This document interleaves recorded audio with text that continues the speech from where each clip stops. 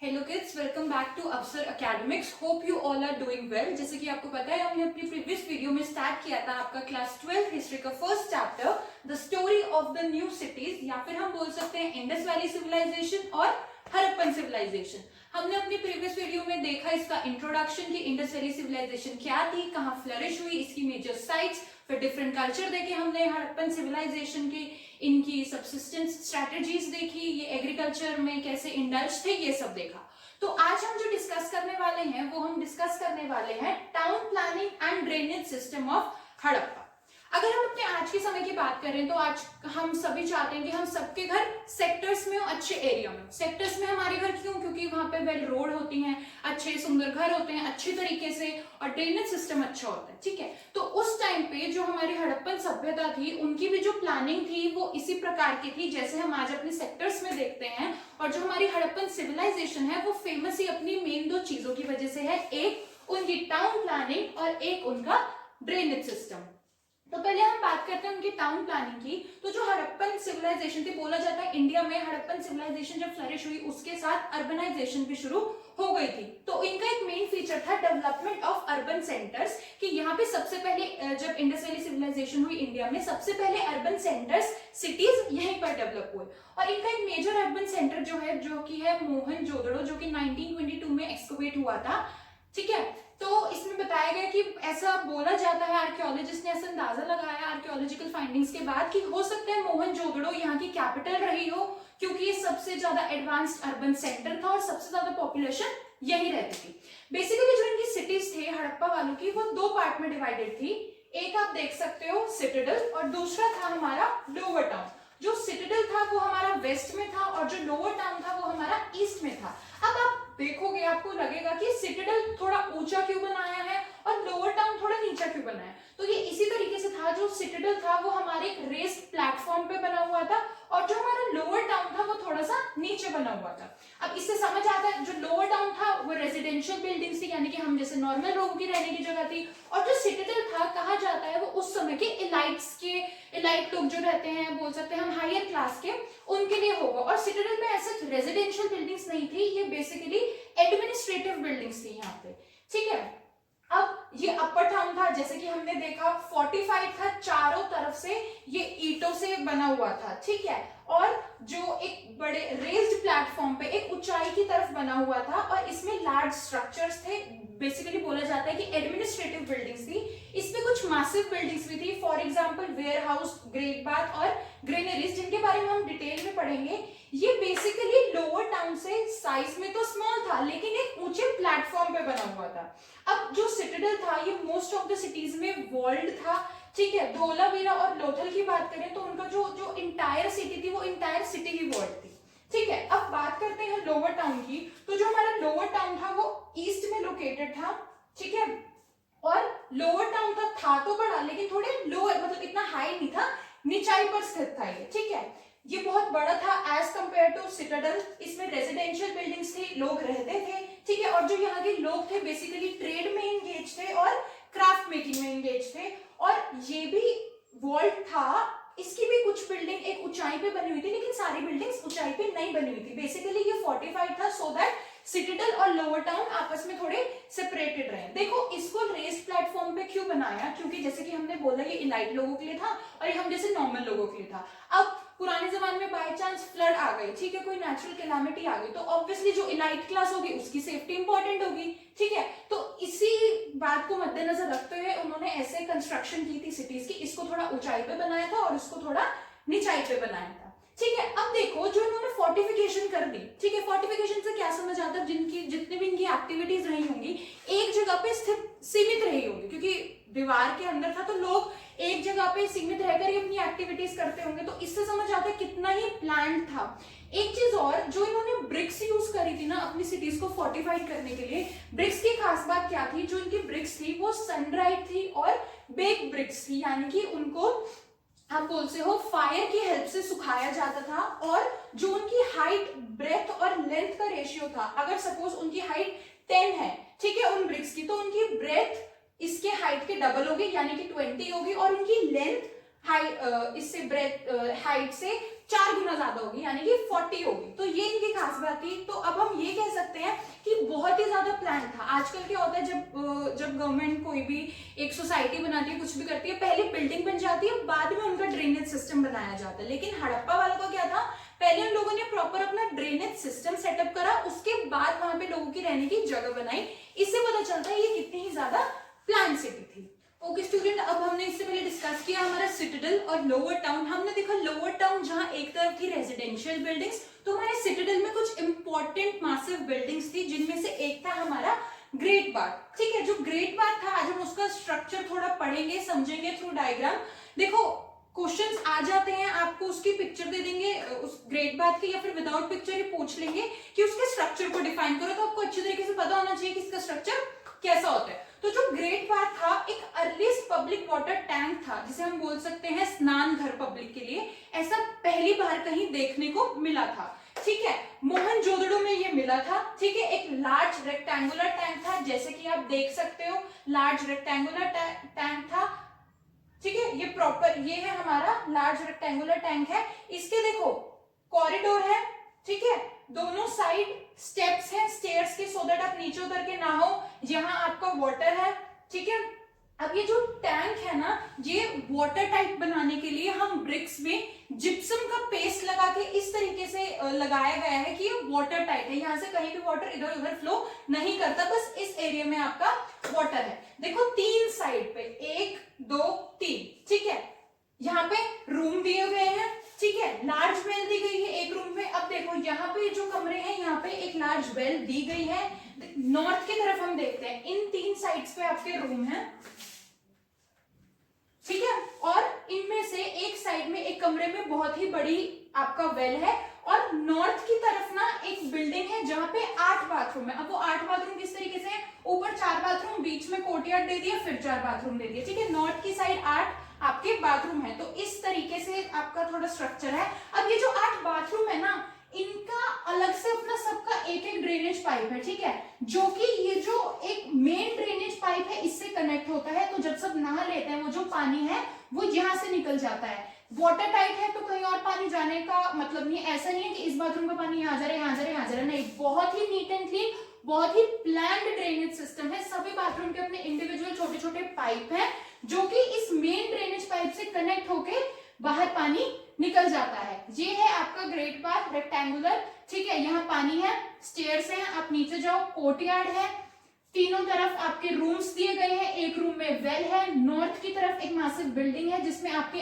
8 bathroom है, 4 bathroom, बीच में courtyard, फिर दोबारा 4 बाथरूम, और सभी बाथरूम का इंडिविजुअल वाटर पाइप है जो कि मेन ड्रेनेज पाइप से आपका कनेक्टेड है, जिसके थ्रू पानी बाहर निकल जाता है। वाटर टाइट है, ब्रिक्स में जिप्सम लगाया हुआ है। अब देखो ऐसा बोला जाता है, जो स्कॉलर्स हैं, आर्कियोलॉजिस्ट हैं, उन्होंने ऐसा बोला है कि ग्रेट बाथ किसी स्पेशल रिचुअल बात के लिए बनाया गया होगा। मतलब कि हम बोल सकते हैं धार्मिक स्थान, स्नान घर, इस तरीके से बनाया होगा, जैसे पूजा पाठ करने के लिए। अब जैसे गंगा जी में जाते हैं लोग पूर्णिमा के टाइम पे नहाने के लिए, उनके मेले में जाते हैं नहाने के लिए। ठीक है, उसी तरीके से इस आइडिया को यहाँ पे इम्प्लीमेंट किया जा सकता है, और स्कॉलर्स ने ऐसा बोला कि ये मे बी किसी रिचुअल बात के लिए इसको बनाया गया हो। तो ये था स्ट्रक्चर आपका ग्रेट बाथ का। देखो डायग्राम के थ्रू मैंने आपको समझाया, सो दैट आपको बुक में भी पिक्चर जो है वो बहुत ही धुंधली है, क्लियर नहीं, आपको समझ नहीं आएगा। अगर ये डायग्राम आप बनाकर आते हो और ये सब पॉइंट्स लिखकर आते हो तो आपको फुल मार्क्स मिलेंगे इस क्वेश्चन में। ओके, तो हम सिटाडेल पढ़ रहे थे। सिटाडेल में हमने ग्रेट बाथ का अपना पूरे एक डायग्राम के साथ उसका स्ट्रक्चर, कंस्ट्रक्शन सब देख लिया था।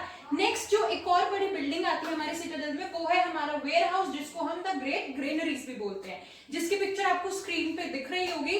सो ये जो ग्रेट ग्रेनरीज और जो हमारा द वेयर हाउस है, ये मोहनजोदड़ो में मिला है, एक मासिव स्ट्रक्चर है जो कि सिटाडेल में मिला है। अब ये 2 पार्ट्स में है। ठीक है, इस तरह से हम बोल सकते हो आप मल्टी स्टोरी या डबल स्टोरी बिल्डिंग है, तो ऑब्वियसली एक लोअर पोर्शन होगा, एक अपर पोर्शन होगा। अब जब एक्सकवेशन हुई, हमारे आर्कियोलॉजिस्ट ने एक्सकवेट किया, एनालाइज किया, तो उन्होंने देखा जो इसका लोअर पार्ट था, यहाँ ये पक्का ब्रिक से बना होगा, क्योंकि यहाँ पे ब्रिक के रिमेन मिले हैं। ठीक है, और अपर पोर्शन में सड़ी हुई लकड़ी के, जो कि बहुत पहले ही सड़ गई होगी, वुड के रिमेन मिले। तो ऐसा कहा जाता है ये जो ग्रेट ग्रेनरीज है, ये नीचे का जो पोर्शन है इसका पक्का ब्रिक से बना होगा, और ऊपर का पोर्शन आपका वुड से बना होगा। और यहाँ पे क्या काम होता था, यहाँ पे ग्रेन स्टोर करते थे, ठीक है। अभी हमने डिस्कस करा सिटाडेल के बारे में, ठीक है, हमने उसके वेयर हाउस और ग्रेट पाथ का स्ट्रक्चर डिस्कस करा। अब हम बात कर रहे हैं अपने लोअर टाउन की, जहां पे हमारी रेजिडेंशियल बिल्डिंग्स थी। तो देखो इस कॉन्सेप्ट को समझने के लिए पहले आपके दिमाग में ये क्लियर होना चाहिए, अगर आप में से कोई, आप किसी का घर सेक्टर एरिया में होगा, हम सभी लोग आजकल चाहते हैं हमारा घर सेक्टर एरिया में हो, जैसे हमने पहले डिस्कस करा, वहां पे प्रॉपर रोड्स होती हैं, घर सब बराबर होते हैं, ठीक है। तो यही कॉन्सेप्ट भी हमारे हड़प्पा की रेजिडेंशियल बिल्डिंग्स का था। यहाँ पे लोगों की प्राइवेसी का बहुत ध्यान रखा जाता था। तो ये स्ट्रक्चर देख लो रफ आप कैसा था। देखो यहाँ पे जो मेन रोड थी ना वो बहुत चौड़ी थी, लगभग 10 मीटर की आप रोड मान लो। देन उसके बाद जो अदर रोड्स थी ना आपकी, वो इस तरीके से बनाई हुई थी कि वो 90 डिग्री पे कट कर रही थी। और इन्हीं रोडों पे पतली पतली गलियां, पतली तो नहीं करेंगे बट हाँ जैसे सेक्टर्स में होती है आपका एक डिवीजन, ऐसी गलियां थी। और गलियों के दोनों तरफ आपके घर थे और सभी घर बराबर थे, ठीक है। जैसे यहाँ पे भी ऐसे कॉपी पेस्ट कर लो, तो ये पूरा स्ट्रक्चर था। और ये जो घरों के गेट थे ना, ये आपकी गलियों में खुलते थे, घरों में नहीं खुलते थे। तो देखो प्राइवेसी का कितना ध्यान रखा गया है कि कोई भी आता जाता घर में झांक नहीं सकता कि घर में क्या हो रहा है। बस एक लोथल एक्सेप्शन था, जहां पे जो घरों के गेट थे वो आपके मेन रोड पे खुलते थे, जो कि सेम आपका जो आज का सेक्टर सिस्टम है उसके जैसा था। ओके, सो अब हम स्ट्रक्चर डिस्कस करेंगे हमारी रेजिडेंशियल बिल्डिंग्स का। तो एक रफ स्केच बनाया मैंने आपके लिए, जो वहां की रेजिडेंशियल बिल्डिंग्स यानी कि जो वहां के घर थे वो कैसे थे। देखो ये घर था, ये सामने आपकी मेन गली हम इसको बोल सकते हैं, जिसके हमने पढ़ा था ना दोनों साइड घर थे इक्वल इक्वल। तो अब ये घर की एंट्रेंस है, ठीक है। एंट्रेंस के तुरंत बाद एक ऊंची वॉल थी अप्रोक्स 5 फीट की, जिसके पीछे एक कच्चा कोर्टयार्ड था। अब देखो इस वॉल को बनाने के पीछे का मकसद क्या था कि प्राइवेसी मेंटेन रहे, कि मेन डोर से, वैसे तो ये डोर्स जो थे आपके गली की तरफ खुलते थे, है ना, वैसे कोई घर के अंदर नहीं देख पाता था। और मजबूत प्राइवेसी के लिए इन्होंने क्या करा, एक 5 फुट की ऊंची वॉल और बना दी, सो दैट कोई कोर्टयार्ड में और घर में लोग क्या कर रहे हैं ना देख पाए, ठीक है। ये कोर्टयार्ड था कच्चा, ठीक है, जिसके चारों तरफ, जैसे मैंने रूम्स बना रखे हैं ना, ऐसे कोर्टयार्ड के चारों तरफ रूम्स थे। एक कमरे में वेल भी थी, बाथरूम और किचन भी था आपका, ठीक है। और ये जो बाथरूम और किचन थी ना, इसमें से आपका जो पानी था, जो ड्रेनेज था वो निकलता था, और मेन जो आपकी गली थी इसमें चला जाता था, जिसके नीचे नीचे पैरेलल और बाकी पूरे शहर का ड्रेनेज निकल के कहीं शहर से बहुत दूर चला जाता था। तो यही स्ट्रक्चर हमें थोड़ा डिटेल में पढ़ना है। देखो houses has courtyard with rooms on all side. ये कोर्टयार्ड था, कच्चा कोर्टयार्ड था, चारों तरफ ऐसे कमरे थे, ठीक है। Cooking weaving done in courtyard. अब कोर्टयार्ड में बेसिकली वीविंग और कुकिंग, देखो किचन भी है और यहीं बैठ के औरतें वीविंग भी करती थी। जो मेन एंट्रेंस था, it doesn't give a direct view of the interior. Main entrance से वैसे व्यू नहीं मिल सकता, क्योंकि हमने देखा 5 फीट ऊंची दीवार थी, कोई विंडो भी नहीं थी। सो दैट आप देख लो कितनी हाई लेवल ऑफ प्राइवेसी इन लोगों ने मेंटेन की हुई थी। Every house has its own bathroom paved with bricks. हर घर में अपना खुद का बाथरूम था, जो कि ब्रिक से बना हुआ था, सो दैट वाटर टाइट हो।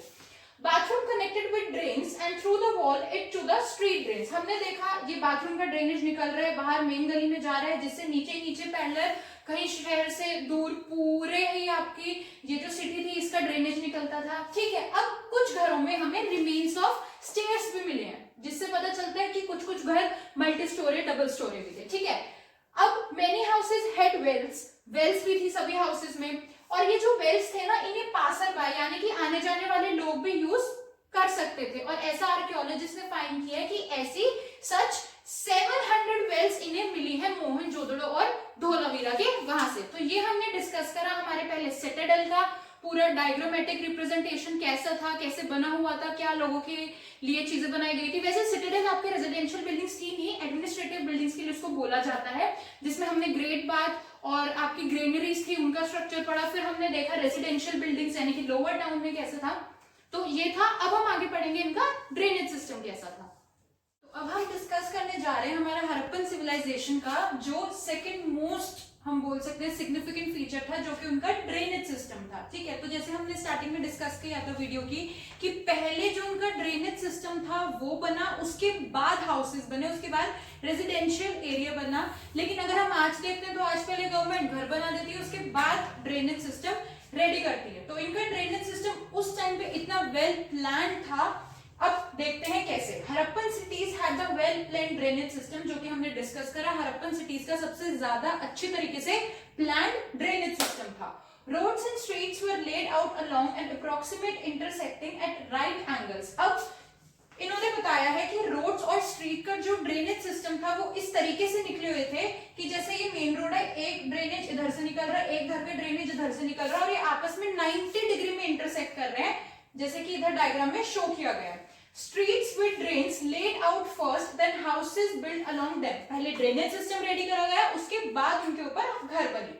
Drains made by motor line and gypsum. अब जो हमारे ड्रेन्स थे वो वाटर टाइप थे कि इधर उधर ज्यादा फ्लो ना हो, एक डायरेक्ट डायरेक्शन जो गाइडेड थी वहां से निकले, तो मोटर लाइन और जिप्सम से बनाए गए थे। Every house was connected to the street drain. अब हर घर के जो बाथरूम और किचन का वेस्ट था वो जो आपका main drainage street drainage system था वहां से कनेक्टेड था, फिर वहां से पहले अंडरग्राउंड होके जो पूरी सिटीज थी उनका ड्रेनेज बाहर कहीं दूर निकल जाता था। The main channels were made up of bricks and set in mortar। अब जो मेन चैनल्स थे वो ब्रिक्स और उनमें अंदर मोटर और जिप्सम लगाया गया था। Channels were covered with loose bricks. अब जो चैनल्स थे उन पे लूज ब्रिक्स भी बनाई मतलब लगाई गई थी सो दैट उनको ऊपर से हटाएं और ड्रेनेज की टाइम टू टाइम सफाई होती रहे। In some cases limestone was used for the covers. और किन्हीं केसेस में हम देखते हैं कि लाइमस्टोन भी लगा हुआ था। House drains first emptied into a sum of cesspit in which solid matter settles। अब क्या होता था, जो हमारे हाउसों से ड्रेन निकलता था वो जब ड्रेनेज में जाता था अंडरग्राउंड पैरेलल, तो क्या होता था वो सेस्पिट में अलग हो जाता था, जिससे कि सॉलिड वेस्ट अलग हो जाता था और हमारा लिक्विड वेस्ट अलग हो जाता था। Drainage channels had sums for cleaning. उनमें क्लीनिंग की भी जगह थी। अब लोथल एक एक्सेप्शन है जहां पे जो घर हैं वो तो मड के ब्रिक्स के बने हुए हैं, लेकिन जो ड्रेन्स हैं वो बर्न ब्रिक्स के बने हुए हैं। तो हमने देखा इनकी प्लानिंग कितनी अच्छी थी, फिर इनका ड्रेनेज सिस्टम कितना ही अच्छा था। जो हम आज मांग करते हैं कि हमें सेक्टर में रहने सेक्टर जैसा प्लानिंग और ड्रेनेज चाहिए, ऐसा उस टाइम पे था, तो कितना ही वेल प्लान था। होप आप लोगों को समझ आ गया होगा इन लोगों का रेजिडेंशियल प्लानिंग और ड्रेनेज सिस्टम। स्टिल अगर आपको कोई डाउट हो तो आप नीचे कमेंट सेक्शन में कमेंट करके हमसे पूछ सकते हैं। एंड प्लीज हमारे वीडियो को लाइक करो, अपने फ्रेंड्स के साथ शेयर करो and do not forget to subscribe our channel. Thank you.